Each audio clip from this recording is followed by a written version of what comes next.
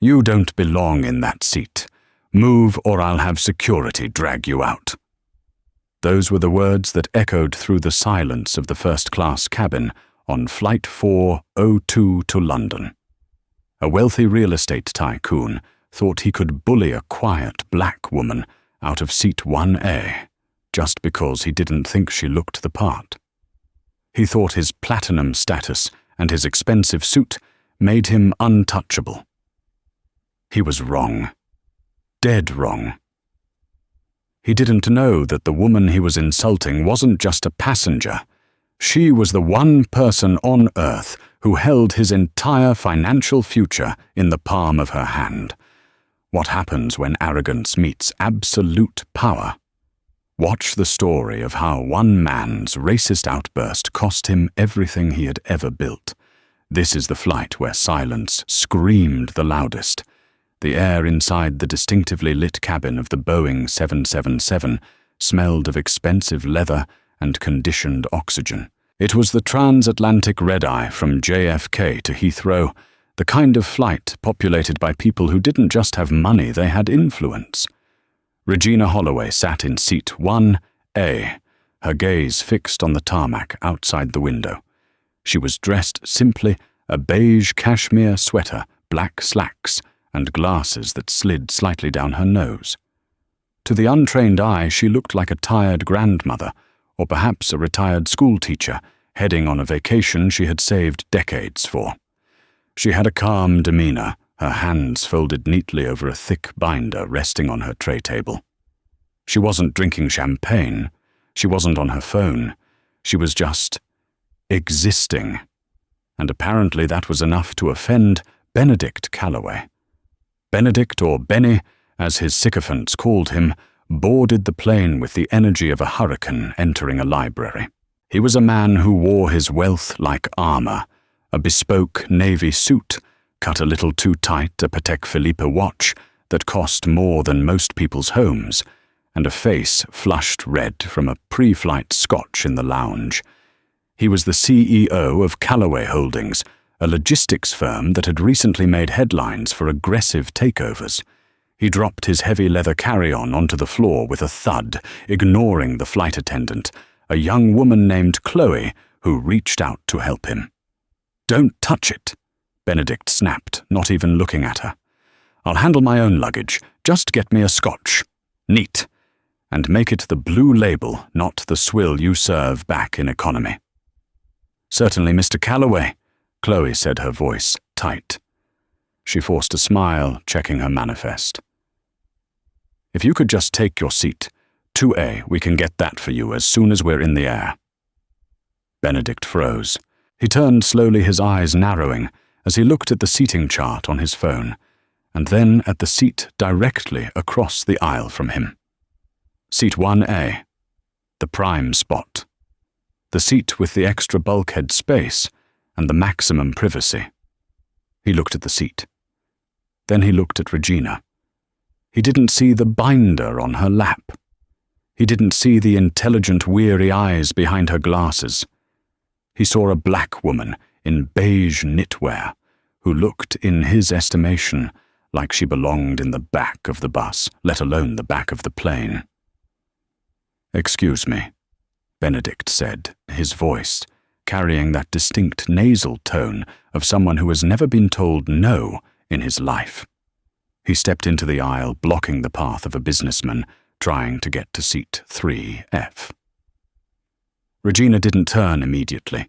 She was reading a clause in the document before her. "Hey," Benedict barked, snapping his fingers near her ear. Regina slowly turned her head. Her expression wasn't angry. It was merely inquisitive, like a scientist examining a noisy bug. "Can I help you?"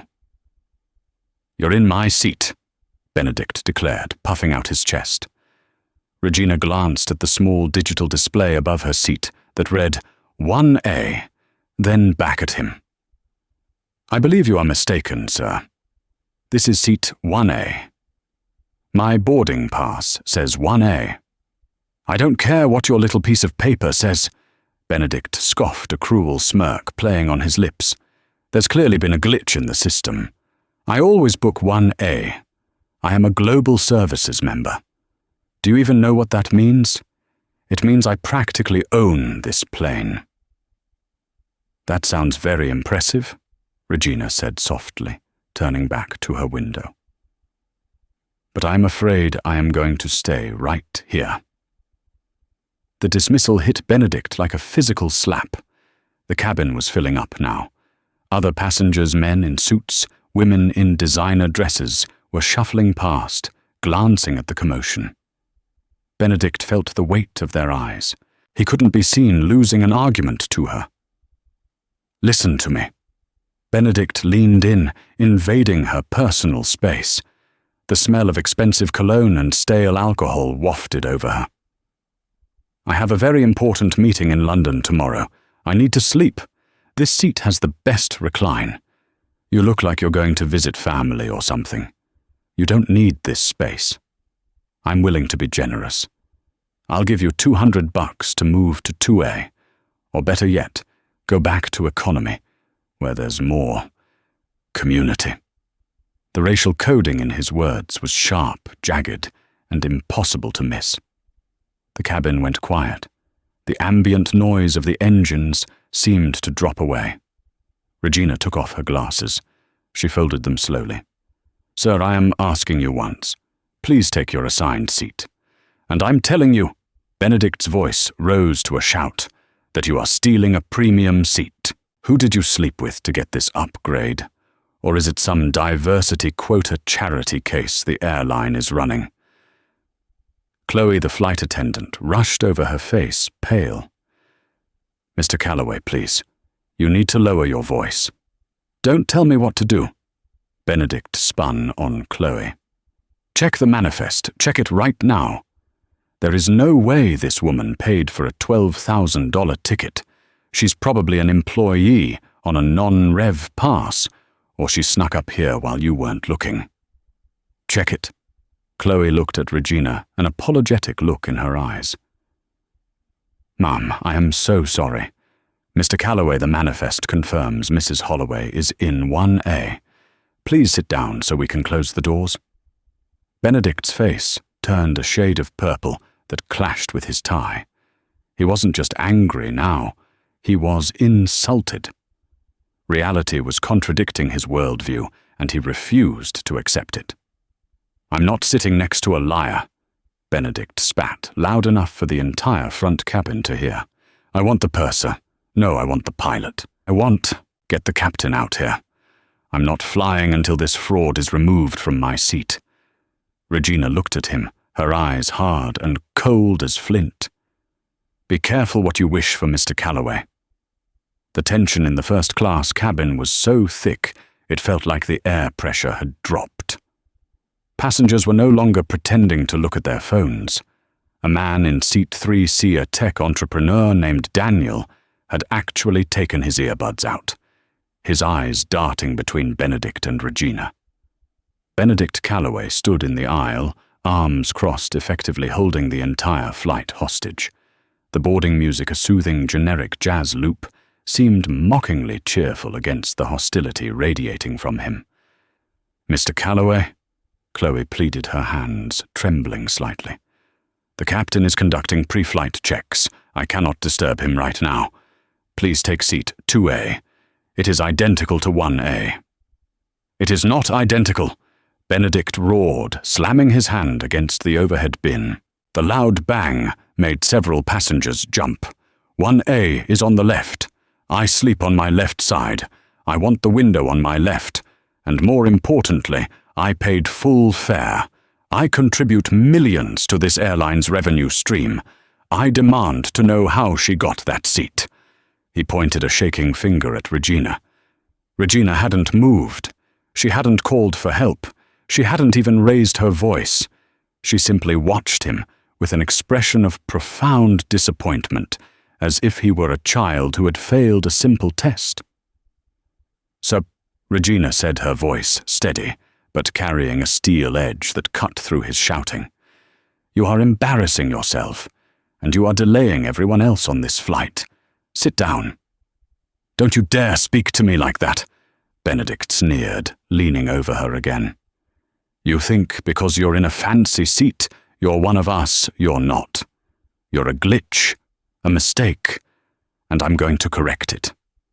He reached into his pocket and pulled out his phone. I'm calling corporate. I have the VP of Customer Relations on speed dial.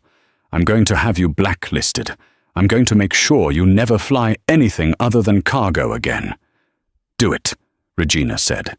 The challenge hung in the air. Benedict blinked. He had expected fear. He had expected her to cower, to apologize, to grab her bag, and scurry back to row 45 to avoid a scene. He wasn't used to defiance from people he considered beneath him. What did you say? I said call them, Regina repeated. She tapped a finger on her binder. Call the VP of Customer Relations. His name is Michael Sterling, isn't it? Go ahead. Put him on speaker.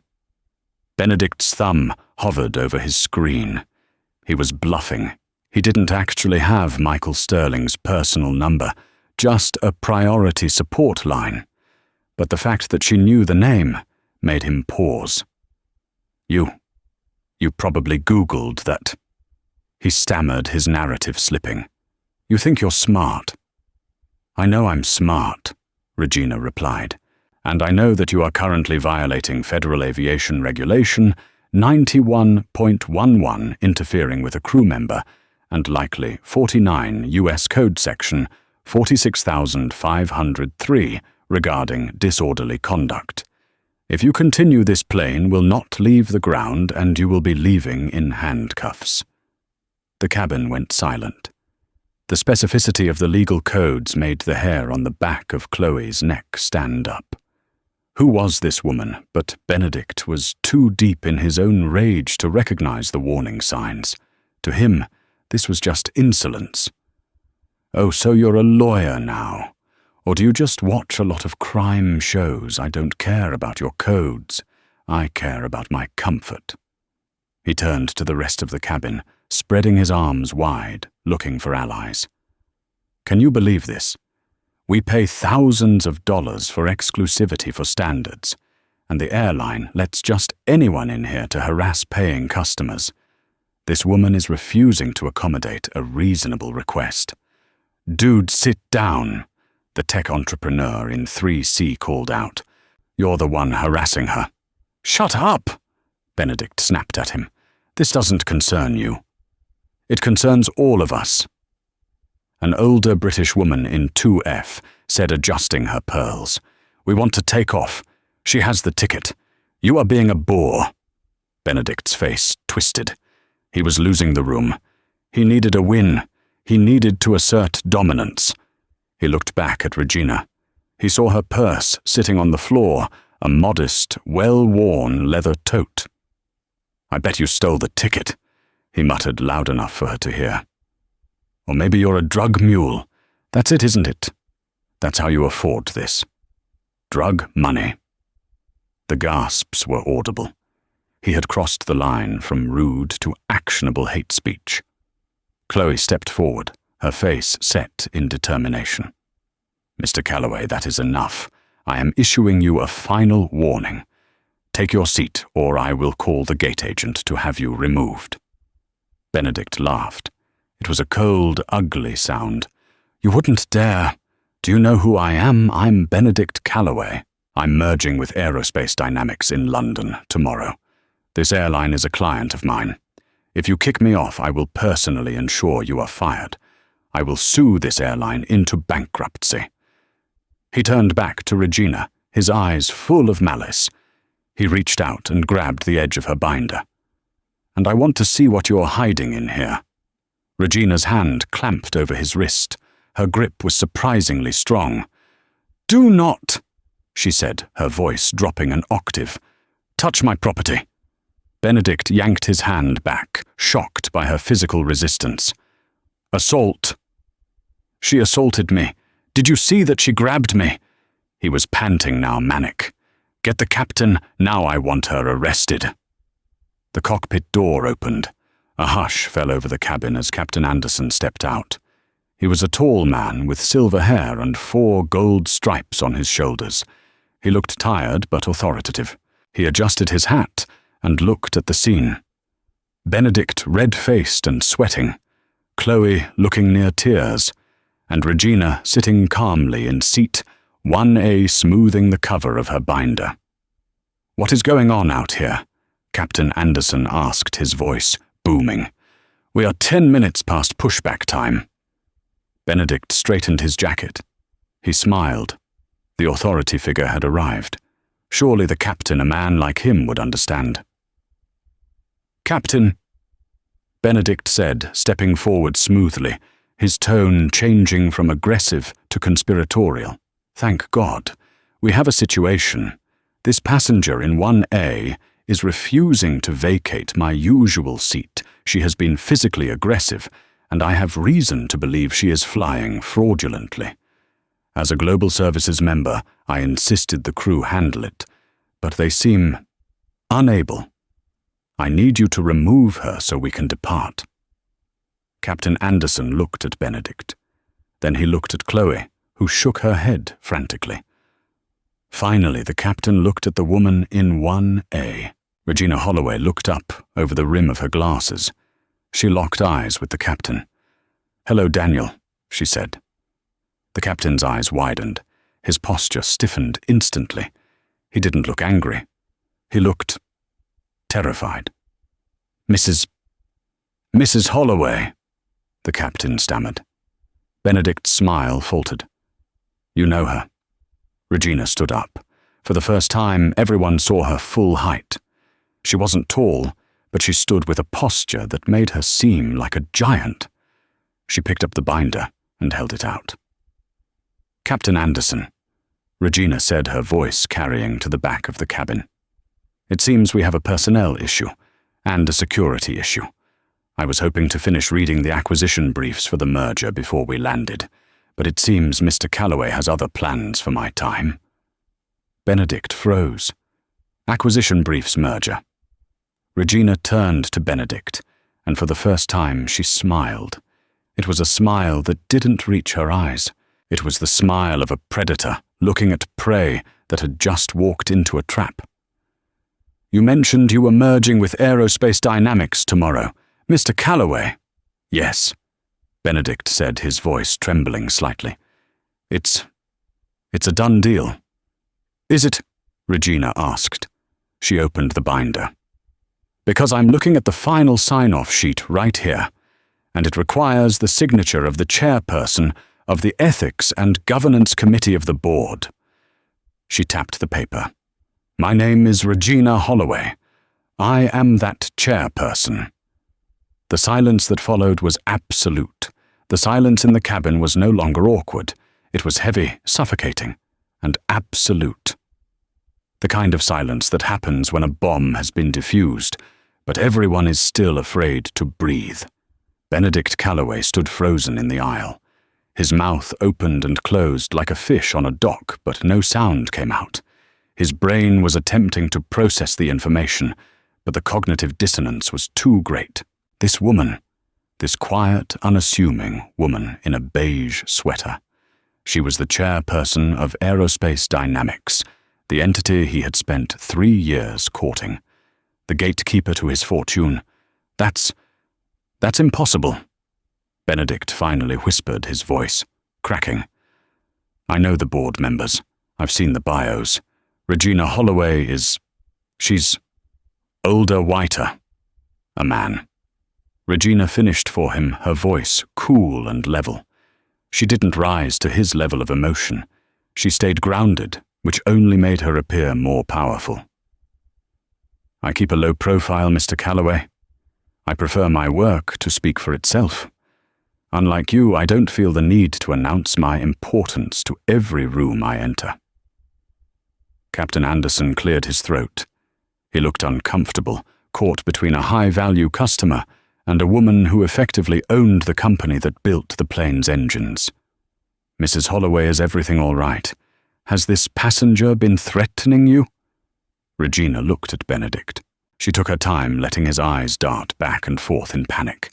She saw the sweat beading on his forehead.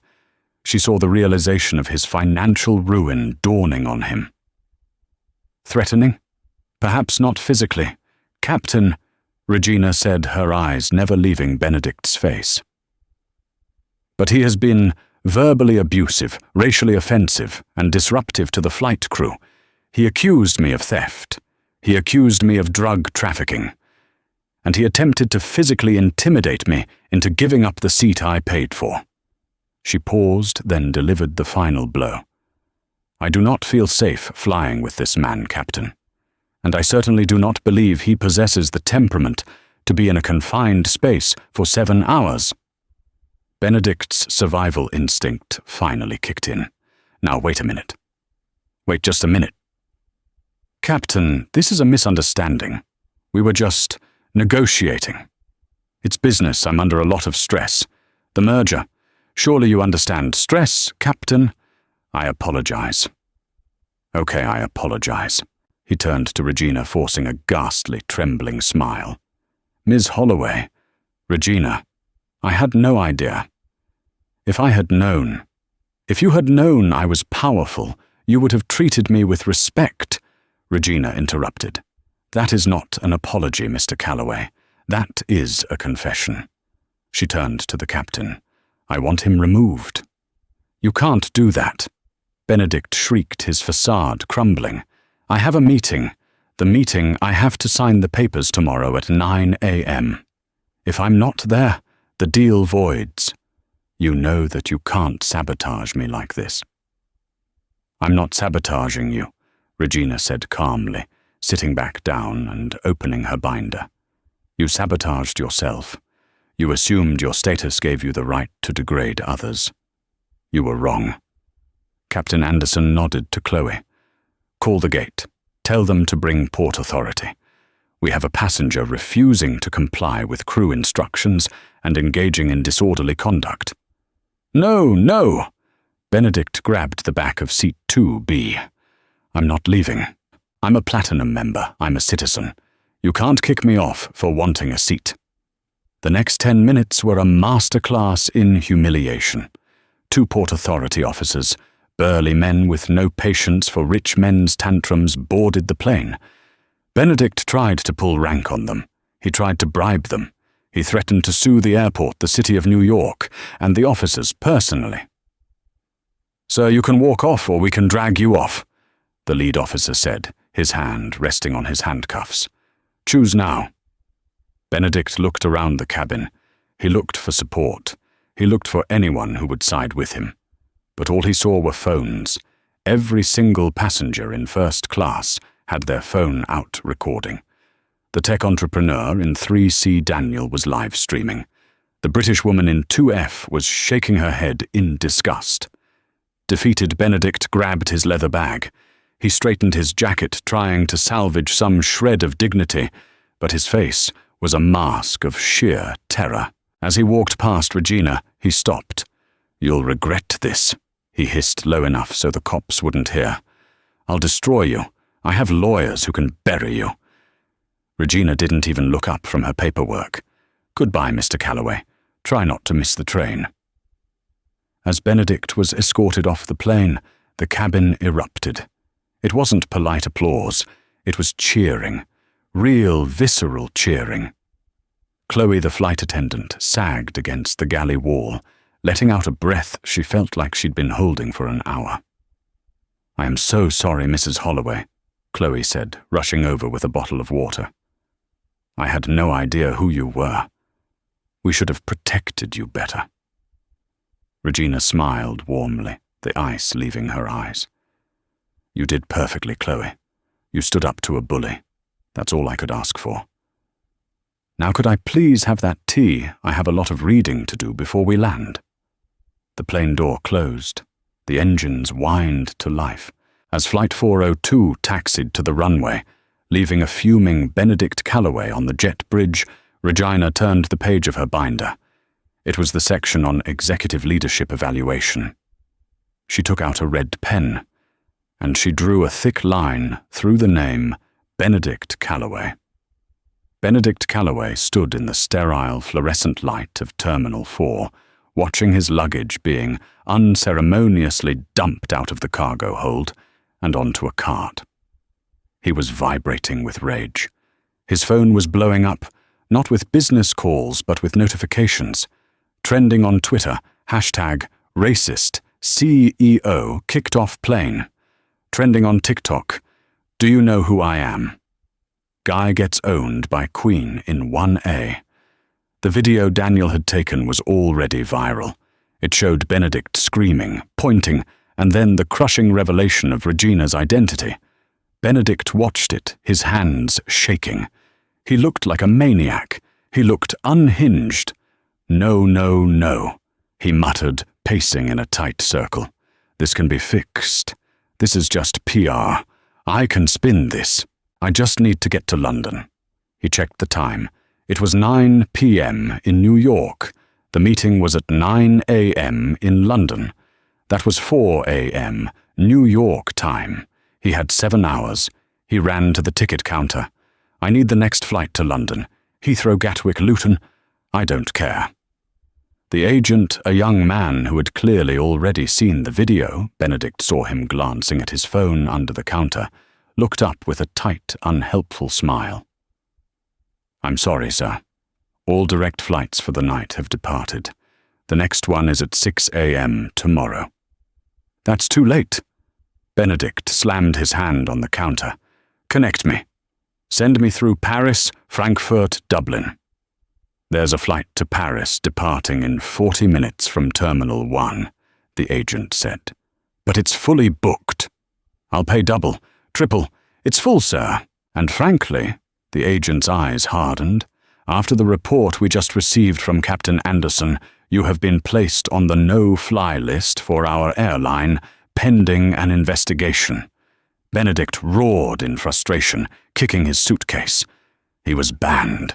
He was stranded. He had one option left, the nuclear option. He pulled out his phone and dialed a number he hated using. It was a private charter brokerage that specialized in emergency logistics for the ultra-wealthy. They charged extortionate rates, but they asked no questions. I need a Gulf Stream, Benedict barked into the phone. Teterboro to London City. Wheels up in 1 hour. Mr. Calloway, the broker's smooth voice replied. Short notice. It'll be premium pricing. $150,000. Wire transfer up front. Benedict flinched. That was a chunk of his personal liquidity. But if the merger went through, he'd make $50 million on the back end. It was an investment. Done. Get the crew ready. I'm on my way to Teterboro. The next 6 hours were a nightmare. The traffic to New Jersey was gridlocked due to construction. Benedict screamed at his Uber driver until the man threatened to leave him on the side of the highway. When he finally arrived at the private airfield, it started to rain. A torrential, blinding downpour. Ground stop, the pilot of the chartered jet told him, standing under the wing. A TC has grounded everything, due to severe thunderstorms in the flight path. Fly around it, Benedict screamed, his voice raw. I am paying you a fortune. I can't fly through a thunderstorm, Mr. Calloway. We wait. They waited 3 hours. Benedict sat in the plush leather seat of the private jet, drinking the minibar dry, staring at his watch. 100 a.m., 200 a.m., 300 a.m. Finally, at 3:30 a.m., they were cleared for takeoff. How fast can you get there? Benedict demanded. 6 hours, maybe 5.5 with a tailwind, the pilot said. Benedict did the math. 3:30 a.m. plus 6 hours was 9:30 a.m. Plus the time difference, he would land at 2:30 p.m. London time. He was going to be 5 hours late. Call the office, Benedict mumbled to himself, fumbling for his phone. I'll tell them I had a medical emergency. I'll tell them the plane had a mechanical failure. I'll lie. He called his assistant Sarah, who was already in London. Sarah, he shouted over the roar of the engines. Delay the meeting. Push it to 3:00 p.m. Mr. Calloway. Sarah's voice sounded small, terrified. I tried. I told them you were delayed. But the board, Mrs. Holloway, she's already here. What? She landed an hour ago. She's in the conference room. She told the other board members that punctuality is a reflection of character. She said the meeting starts at 9 a.m. sharp, with or without you. Stall her, Benedict screamed. Create a fire alarm. Pull the power. Do whatever you have to do. I can't, sir. Security has locked down the floor. They aren't letting anyone in without a badge. And your badge has been deactivated. Benedict dropped the phone. It slid across the floor of the jet. He sat back, staring out into the black abyss of the Atlantic Ocean. He was flying at Mach 0.85 toward his own execution. But a small, delusional part of him still believed he could win. He was Benedict Calloway. He always won. He just needed to get in that room. He just needed to talk. "Pour me coffee," he ordered the flight attendant. "I need to be sharp." The headquarters of Aerospace Dynamics was a monolith of glass and steel in the Canary Wharf district of London. The boardroom, located on the 45th floor, offered a panoramic view of the city, the Thames winding like a grey snake below. At 8:55 a.m., the room was silent. Regina Holloway sat at the head of the long mahogany table. She had changed from her travel clothes into a sharp charcoal power suit. Her hair was pulled back in an elegant bun. She looked fresh, rested, and terrifyingly composed. Around the table sat the 12 members of the board of directors. These were men and women who controlled billions in assets. They were sharks in their own right, but today they looked like nervous school children. They had all seen the video. It had 40 million views overnight. "The time is 9 a.m., Regina said, checking her watch. She placed her hands on the table. "I call this meeting of the Ethics and Governance Committee to order. Mrs. Holloway." A board member named Arthur chimed in, a nervous man with a bow tie. "Should we not wait for Mr. Calloway? It is after all his acquisition proposal." Regina looked at Arthur. "Mr. Calloway had the same opportunity to arrive in London as I did. In fact, we were booked on the same flight. He chose to prioritize his ego over his schedule. We will not wait." She pressed a button on the console in front of her. A large screen descended from the ceiling. "Gentlemen and ladies, before we discuss the financials of the merger, we must discuss the culture. Aerospace Dynamics prides itself on integrity, inclusivity, and global cooperation. We operate in 50 countries. We employ people of every race, religion, and background." She paused. "Last night, I personally conducted a stress test on the leadership of Calloway Holdings." She signaled to an assistant. The screen flickered to life. It wasn't the shaky cell phone footage from the internet. It was the security footage from the aircraft cabin, obtained directly from the airline's internal servers. The quality was crisp. The audio was clear. The board watched in silence. They watched Benedict insult Regina. They heard the slur about community. They heard the accusations of drug dealing. They saw him grab her binder. It was ugly. It was visceral. When the video ended, the room was so quiet you could hear the hum of the air conditioning. "This," Regina said, pointing at the frozen image of Benedict's snarling face, "is the man who wants to run our logistics division. This is the man who wants to represent our brand to the world." She slid a thick file folder down the table. "My team dug deeper overnight. It seems this was not an isolated incident. I have affidavits here from 3 former assistants of Mr. Calloway, alleging a hostile work environment. I have a settled lawsuit regarding discrimination in his hiring practices that was buried in an NDA.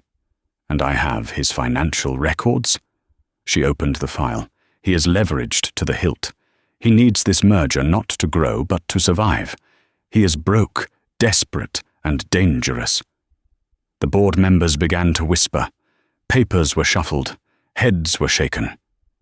"I move," Regina said, her voice ringing out like a gavel, "that we not only reject the merger proposal, but that we issue a public statement distancing ourselves from Callaway Holdings. We cannot be associated with this toxicity." "Seconded," Arthur said immediately. "All in favor."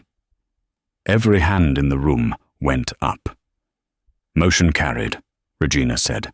"Now let's discuss the strategy for the press release." Benedict arrived at the building at 2:45 p.m. He looked like a wreck. His eyes were bloodshot. His suit was wrinkled from sleeping in it, and he hadn't shaved. He smelled of stale coffee and fear. He sprinted through the lobby, ignoring the receptionist. He slammed his hand against the elevator button. "Mr. Callaway!" a security guard shouted, jogging towards him. "Sir, you cannot go up there. I am the CEO of Callaway Holdings." Benedict screamed, jamming the button. "I have a meeting." The doors opened, and he threw himself inside, pressing the button for the 45th floor before the guard could catch him. As the elevator ascended, he smoothed his hair, trying to compose himself. "It's fine," he told himself. "I'll charm them. I'll apologize. I'll say I was medicated. I'll blame the airline." The doors opened on the 45th floor.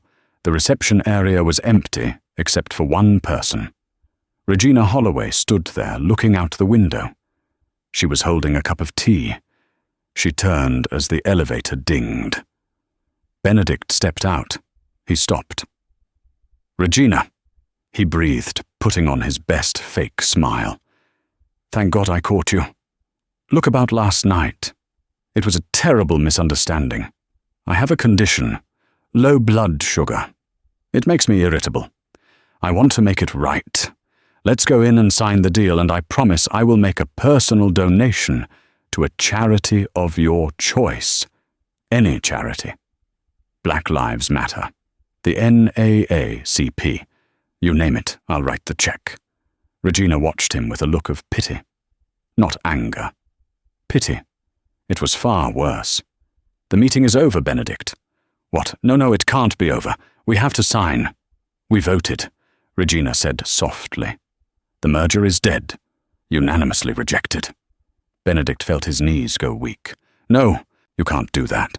Do you know how much money I put into this? If this deal fails, my stock, my loans." "I know," Regina said. "I read your financials. You're insolvent. You vindictive." Benedict stepped forward, his fists clenched. "Don't," Regina said. She didn't flinch. 2 large security guards stepped out from the hallway behind her, crossing their arms. Benedict froze. "I tried to tell you on the plane," Regina said, walking slowly towards him. "I tried to give you an out. I offered you a chance to just sit down and be a decent human being. But you chose to double down. You chose hate." She reached into her pocket and pulled out a plain white envelope. She held it out to him. "What is this?" Benedict whispered. "A subpoena," Regina said, "for the lawsuit I filed this morning. Defamation assault and emotional distress. And I'm not the only one. The airline is suing you for the disruption, and 3 of your major investors called me an hour ago asking if the rumors were true. When I confirmed them, they pulled their funding." Benedict took the envelope. His hands were shaking so hard he almost dropped it. "You ruined my life," he sobbed. A tear leaked out of his eye, cutting a track through the grime on his face. "Over a seat. You ruined my life over a seat." Regina shook her head. Her expression hardened.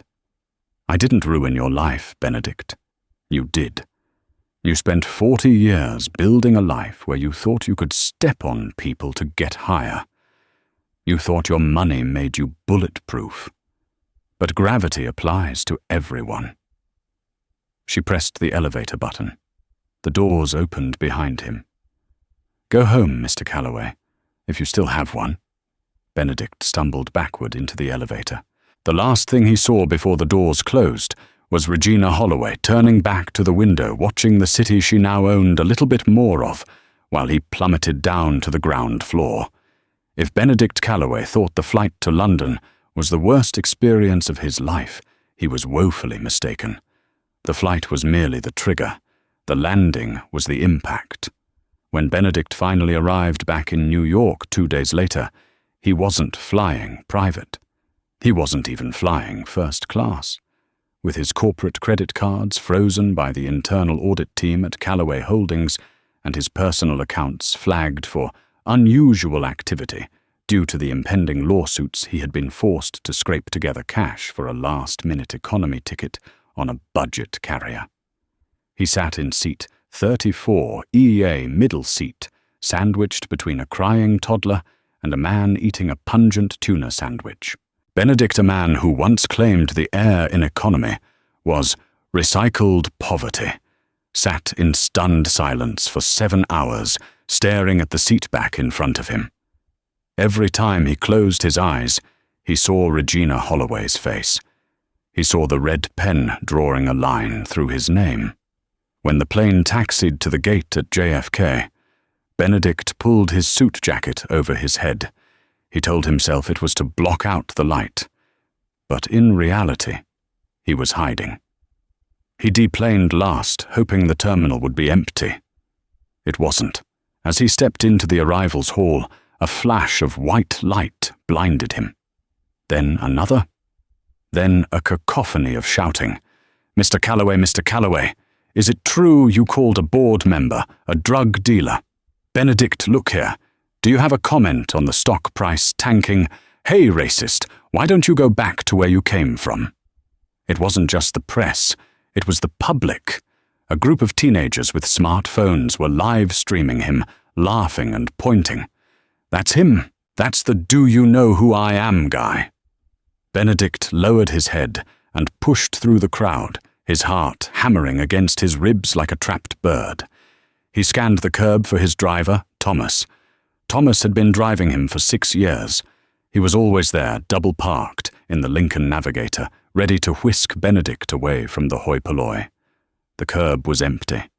Benedict fumbled for his phone, his fingers shaking so badly he dropped it twice. He dialed Thomas. "Thomas, where the hell are you? I'm being mobbed." There was a pause on the line. Then Thomas's voice came through cool and detached. "I don't work for you anymore, Mr. Calloway. The company repossessed the car this morning, and even if they hadn't, I wouldn't be there. My wife saw the video, sir. She's black. If I picked you up, she'd divorce me. Good luck with the cab line." The line went dead. Benedict stood on the curb, the rain soaking through his expensive Italian loafers. For the first time in 20 years, he raised his hand to hail a yellow taxi. 3 drove past him. The 4th stopped, but as Benedict reached for the door, the driver took one look at his face, recognized him from the news, and locked the doors. "Not in my cab, buddy," the driver shouted through the window, then sped off, splashing muddy water onto Benedict's trousers. Benedict eventually made it to his penthouse on Park Avenue around 8:00 p.m. He was exhausted, hungry and humiliated. All he wanted was a scotch and a hot shower. He approached the concierge desk. The doorman, a heavy-set man named Gerald, who Benedict had ignored every day for a decade, stood with his arms crossed. "Key, please," Benedict snapped, reaching for the elevator pass. "I can't let you up, Mr. Calloway," Gerald said, his voice devoid of its usual subservience. "Excuse me, I own the penthouse." "Actually, Sir Calloway Holdings owns the penthouse.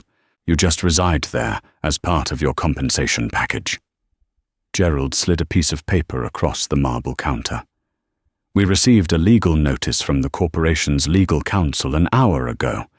You have been barred from the premises pending an asset inventory.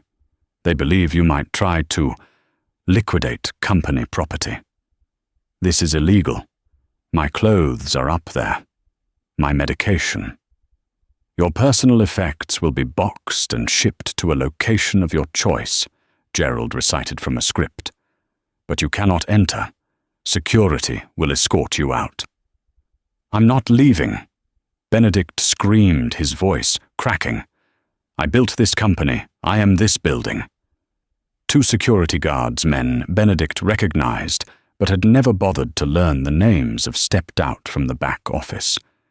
They didn't look gentle. "Please, sir," one of them said. "Don't make us throw you out. The paparazzi are still outside. You don't want another video." Benedict looked at them. He looked at the opulent lobby with its crystal chandelier and fresh lilies. It smelled of wealth. It smelled of the life he used to have. He turned around and walked out into the rain. The final nail in the coffin came the next morning. Benedict had spent the night in a dingy motel near the airport, the only place that accepted cash, as his credit cards were now declining everywhere. At 9 a.m., his phone buzzed with a Zoom link. It was the emergency board meeting. He sat on the edge of the motel bed, the cheap polyester comforter, scratching his skin, and logged in. His camera showed a grey wall and his disheveled appearance. The other windows on the screen showed the 12 board members of Callaway Holdings. They were sitting in their mahogany offices, dressed in crisp suits. They looked at him with a mixture of disgust and embarrassment. "Benedict," started Charles Whitmore, the interim chairman. "We'll make this brief. Effective immediately, you are terminated as CEO." "You can't do that without a shareholder vote," Benedict rasped, trying to summon his old arrogance. "I have a golden parachute. My severance package is worth $40 million. If you fire me, you have to pay me." "Not exactly," Charles said, adjusting his glasses. "We are invoking Article 14, Section C of your contract, the morality clause. Your behavior on Flight 402, the racism, the assault on a federal flight crew, and the public intoxication constitutes gross misconduct that irreparably harms the company's reputation. Therefore, your contract is voided for cause." "Voided," Benedict choked out. "What about my stock options?" "Clawed back," Charles said ruthlessly. "And frankly, the stock is down 70%. It's worthless anyway, but that's not the worst of it." Charles leaned into his camera. "Regina Holloway has filed a lawsuit against you personally for defamation and emotional distress." But she didn't stop there. She filed a class action suit on behalf of every passenger on that plane for loss of time and trauma. Aerospace Dynamics is also suing Callaway Holdings for breach of contract on the merger prep. To save the company, we have to cut you loose entirely. "We are suing you, Benedict, for fiduciary negligence." "You're stripping me naked," Benedict whispered. "You stripped yourself." "Benedict," Charles said. "We're just burning the clothes so we don't catch the infection. Goodbye." The screen went black. 6 months passed. The name Benedict Callaway became a verb in the business world. To pull a Callaway meant to destroy one's career through sheer arrogance in record time. Benedict's fall was absolute. He had to sell the Hamptons house to pay legal fees. The Patek Philippe collection went to auction. His friends, the senators, the hedge fund managers, the models ghosted him. One rainy Tuesday in November, Benedict found himself walking past Le Bernardin, the restaurant where he had eaten lunch every Friday for 15 years. He wasn't there to eat. He couldn't afford it. He was just walking aimless, wearing a coat that was fraying at the cuffs. He looked through the window. He saw his old table. It was occupied by a group of young, diverse tech entrepreneurs. They were laughing, toasting with champagne. The maitre d', a man named Pierre, who Benedict had tipped thousands of dollars to over the years, stepped out for a smoke break. He saw Benedict standing there looking like a ghost. Benedict offered a weak smile. "Hello, Pierre." Pierre looked at him. He didn't smile back. He didn't offer a table. He didn't even offer a polite nod. He simply dropped his cigarette, crushed it under his heel, and turned his back, walking inside and locking the glass door. Benedict stood alone on the sidewalk. He realized then that he hadn't just lost his money, he had lost his humanity in the eyes of the world. He was a pariah. Winter came hard that year. Regina Holloway was back at JFK Airport. She was heading to a climate summit in Geneva. She walked through the terminal, pulling her roller bag. She was accompanied by Chloe, who was now wearing the navy blue blazer of a supervisor. "The new training program is a hit," Chloe was saying, her eyes bright. "We've reduced cabin incidents by 40% in the last quarter. Staff feel empowered to speak up now." "That is music to my ears," Regina said, smiling. "Culture shifts from the top, but it lives at the bottom. You've done excellent work, Chloe." They reached the gate. Outside the floor-to-ceiling windows, the tarmac was a hive of activity. Snow was beginning to fall, dusting the wings of the massive Boeing 777. "Oh, looks like we need de-icing before we can leave," Chloe noted, looking out the window. "The trucks are coming around now." Regina adjusted her glasses and looked out. Below them, on the cold, wind-whipped tarmac, a bright orange de-icing truck pulled up to the aircraft. A figure in a heavy neon-yellow safety suit climbed into the open bucket of the lift. He was wearing a mask and goggles to protect himself from the harsh chemicals and the biting wind. As the bucket rose, lifting the worker toward the wing of the first-class cabin, the man pulled down his mask for a moment to wipe his nose with a gloved hand. He looked exhausted. His face was gaunt, his skin ruddy from the cold, and his eyes were hollow, devoid of the spark of life. Regina froze. She recognized the shape of the jawline. She recognized the eyes. It was Benedict Calloway. He wasn't a CEO anymore. He wasn't a platinum card holder.